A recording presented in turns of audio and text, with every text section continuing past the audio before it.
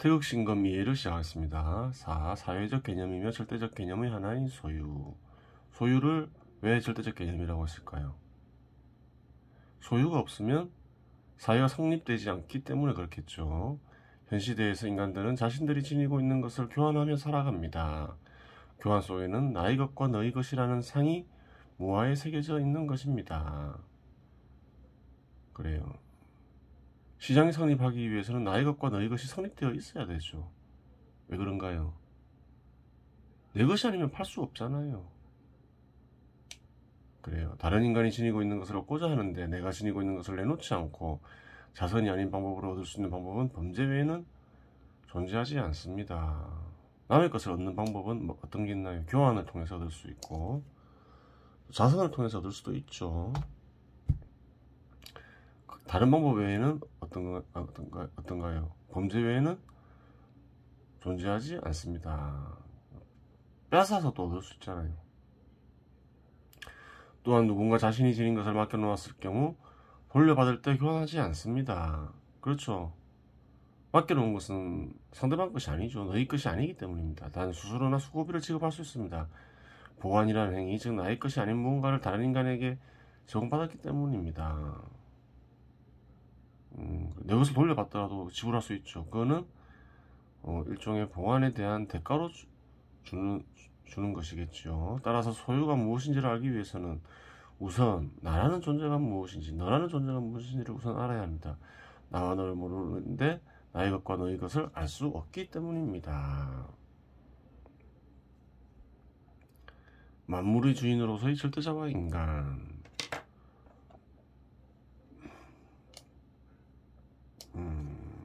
그래요. 나와 너를 알려면 인간을 좀 알아야 된다는 거예요. 어떠한 행성이나 생물도 자연계의 절대적 개념에서 벗어날 수 없으며 이는 인간들의 행위로 인해 만들어진 질산한 물질로 구성된 물체 나아가 형태를 지닌 마음 역시 마찬가지입니다. 그래요. 섭리에서 벗어날 수 없다는 거죠. 어떤 대상도. 인간들은 이처럼 철저하게 의도대로 할 수 있는 상태를 소유하고 있다라고 표현합니다. 따라서 절대적 개념에 의해 만물은 철저하게 통제되고 있으니 만물은 철저하게 절대자의 소유라고 해야 할 것입니다. 그렇죠. 섭리에서 벗어나지 못하고 섭리에 지배당하고 있으니까 섭리를 잊게 한 존재의 소유가 되는 거죠. 세상에 존재하는 모든 대상들은. 모든 인간들이 마음속에 절대자가 존재한다는 점에서 개별적 존재로서의 인간의 형을 해체할 경우 나와 너는 존재하지 않습니다.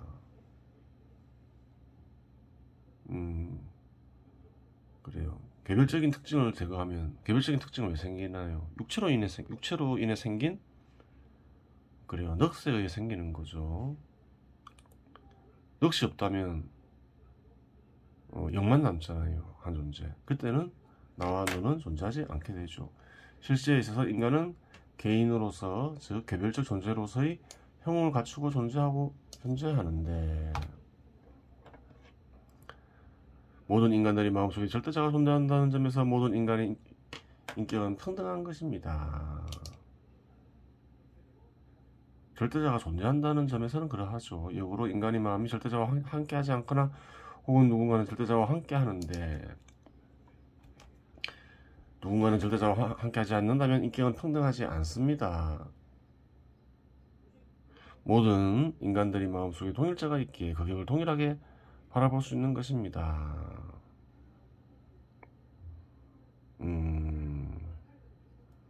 또 다른 점이 있죠.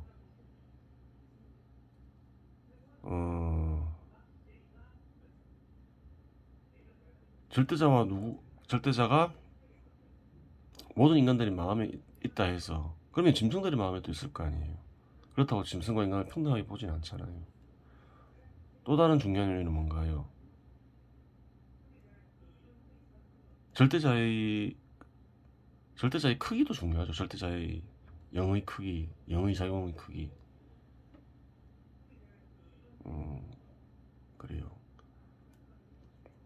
차이가 있는 거예요. 그것이 또 인간과 짐승을 차이나게 하는 것이기도 하죠. 인간은 태어나면서 사회 속에서 삶을 살아가게 되는데 자연적으로 규정되는 인간의 형과 사회적으로 규정되는 인간의 형, 즉 두 형을 지니게 됩니다. 절대적 구조 속에 배치된 절대적 개념들의 실현 속에서 태어나서 살아가는 개별 인간들의 구성 요소들은 마음속에 자리 잡고 있는 절대자로 하여금 다른 대상들을 사용하게 하는 것입니다. 그래요. 자연적인 것에는 전 인생에 걸쳐 변화하는 물질로 구성된 육체와 같은 육체적 오감으로 인식할 수 있는 물체형이 있고, 선천적인 형이 있고, 의지나 선천적인 무엇과 같이 육체의 오감으로 인식할 수 없는 형도 존재합니다. 절대자는 이러한 것들을 마음에서 사용하는데, 개인이 갖추고 있는 육체나 보이지 않는 것들은 형을 지니며 개개인마다 다 다릅니다. 그렇죠. 육체의 경우 모든 인간들이 지녔다는 점은 동일하지만 육체의 구조나 피부색, 근육의 발달 정도 등은 각 개인마다 상이합니다. 의지 역시 모든 인간들이 지녔다는 점에서 공통점이 있으나 의지의 형태는 다 다르며 무아에 새겨지는 개념들이나 개념들이 이루는 구조 역시 개인마다 다 제각각이라는 점에서 선천적인 무아를 지녔다는 동일성과 형태의 상이성이 동시에 발견됩니다. 그래요. 인간은 태어나는 순간 사회적 규정을 받습니다. 가족 상태, 부모의 재산 정도, 부모의 지위, 국적 등 사회 질서에 규정받으면서 사회적 위치를 지니게 됩니다. 그렇죠. 신분제 사회라면 신분이라는 사회적 위치도 지니게 됩니다. 인간은 사회에서 활동하는 순간부터 어떤 위치에 놓이게 되죠. 이처럼 태어나는 순간부터 자연적으로나 사회적으로 수많은 상이한 실들을 개별 인간은 지니게 되니 모든 개인들은 서로 구별되는 상이성을 지니게 됩니다. 그래요. 저마다 다 다른 위치에 있다는 거예요. 완전히 동일한 위치는 없다는 거죠. 유사한 위치는 있어도. 마음속 절대자는 모든 질들을 통합하여 하나의 상을 무아에 생성시키니 인간들은 그 상을 가리켜 나라고 하고 나가 아닌 다른 인간을 너라고 하는 것입니다. 나와 너는 왜 생기나요? 그래요. 육체의 상이성, 그리고 사회의 위치의 차이, 그래요. 다 육체에서 비롯된 거죠. 사회적 위치라는 것도 뭔가 육체가 겪으면서 생기는 거잖아요. 그 육체를 매개로 한 예전에 설명했듯이 넋의 작용에 의해서 나와 너가 생기는 거예요. 넋이 없으면 남는 거는 영혼의 절대자밖에 없잖아요. 다 동일해져 버리는 것이죠. 육체라는 그래요. 그렇게 되는 거예요. 인간이 고통에 깊이 빠져 자신의 처지를 지나치게 비관하면 절대자가 넌 필요 없어 세상에서 사라져 라고 선고하는 경우가 있는데 그 경우 선고받은 인간은 세상에서 사라지게 되고 이러한 사람의 죽음을 자살이라고 합니다. 그러하죠. 경우에 따라서는 그래요. 죽이기도 하죠. 필요 없을 경우에 어떻게 고통 속에 빠지게 하여 그리고 실제로 죽이기도 해요. 어떻게든 기본적으로 살게 하는 거죠. 하지만 그래요. 절대자가 보기에 도무지 구제불능이다 이러면 이렇게도 한다는 거예요. 그러니 힘든 상황이라고 하더라도 항상 절대자와 함께하니 자신의 인격이 지고하다고 생각하고 절대자와 함께한다는 생각으로 자신감을 가지고 살아야 할 것입니다. 그래요. 절대자와 함께한다 생각하고 절대자의 뜻에 따라 살아가면 절대자가 사형 선고를 내리진 않겠죠. 물론 그렇다고 하여 절대자가 한 인간을 쉽게 포기하지는 않습니다. 그래요.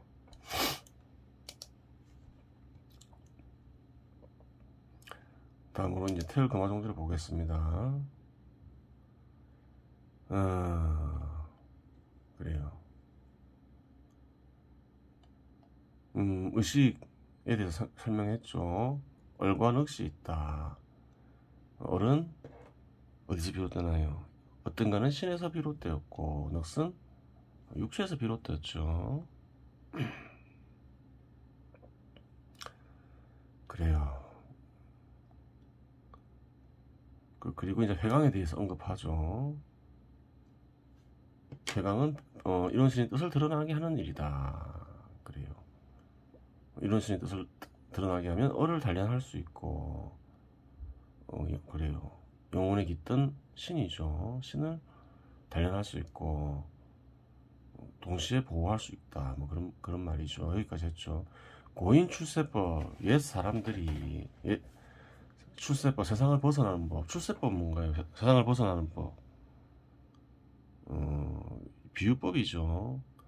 이런 신의 마음으로 돌아가는 법, 혹은 이런 신의 마음에 태어나는 법을 가리키죠. 연진, 음제, 음을 모두 달군다, 태운다 이렇게 얘기하죠. 여기서 이제 음도 비유적 표현이죠. 음과 양을 어떤 의미로 쓰고 있나요? 여기서는 음은 백, 즉 넋에서 비롯된 것, 넋이나 넋에서 비롯된 것, 양은 그건 뭘까요? 얼이나 얼에서 비롯된 것을 가리키겠죠. 음을 없앤다, 달군다. 말은 넋의 작용, 넋의 작용을 달군다 이 말이겠죠. 넋이 없어질 수는 없는 거죠. 육체가 있는 이상. 이반 순간 그래요. 넋의 작용을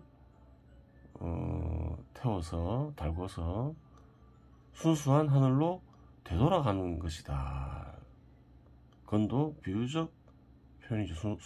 순간. 불과 소백 전이 그래요. 이러한 방법은 뭐라는 건가요? 백을 소멸시키고 뒤에 빠졌죠. 혼을 온전하게 하는 것에 다름 아니다. 넘어서지 않는다. 그래요.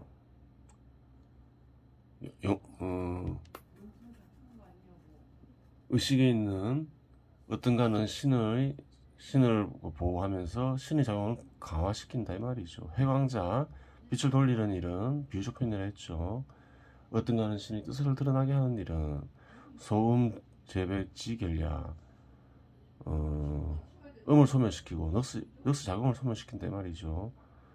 제어, 재백, 넋을 제어하는 비결이다. 수무방건지공, 비록 하늘로 되돌아가는 공부가 따로 없다 이 말이죠. 따로 없고 지유, 회광지결, 오로지 빛을 돌리는 일만 있을 따릅니다. 하늘로 되돌아가는 공부법에는 따로 있는 것이 아니라 회광은 뭐라 했나요? 이런 신의 뜻을 드러나게 하는 것이 유일하다 뭐 이런 말이죠. 광즉건야, 빛은 하늘이다. 이런 신의 뜻은 하늘이다. 하늘은 이런 신의 마음으로 주로 쓰이죠. 그래요. 이런 신의 마음에 있는 이런 신의 뜻은 보통 빛으로 쓰이죠. 하늘에서 비롯되었다 이렇게 풀이할 수도 있겠죠. 근데 여기서는 이제 빛으로 비유하고 있을 따름이에요. 주로 그는 이제 이런 신의 마음으로 주로 비유되죠. 회지 즉 반지야, 그것을 돌리는 일은, 빛을 돌리는 일은 그래요. 그것으로 되돌아가는 것이다. 빛은 이런 신의 마음에서 비롯되었죠. 그러니까 빛을 드러나게 하는 일은 빛이 있게 한 곳, 이런 신의 마음으로 되돌아가는 것과 같다. 되돌아가진다 이제 이 말이겠죠. 이런 신의 뜻을 마음에 드러나게 하면 그래요. 이런 신의 마음으로 그 빛이 이끈다. 그러면서 영혼, 또 혼백이라고 하죠. 혼백으로 이루어진 의식은 이런 신의 마음으로 돌아간다. 혹은 이런 신의 마음에 태어난다. 이렇게 할 수 있는 거예요.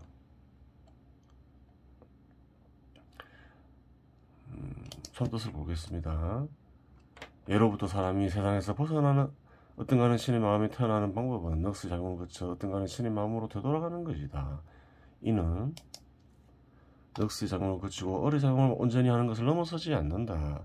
이루는 신의 뜻을 나타나게 하는 일이 넋의 작용을 소멸시키고 넋을 제어하는 비결이다. 이런 신의 뜻은 이런 신의 마음에서 비롯되었다. 이런 신의 뜻을 드러나게 하는 일은 이런 신의 뜻을 되돌려 이런 신의 마음으로 되돌아가는 것이다. 그래요. 이번 시간은 여기서 마치겠습니다.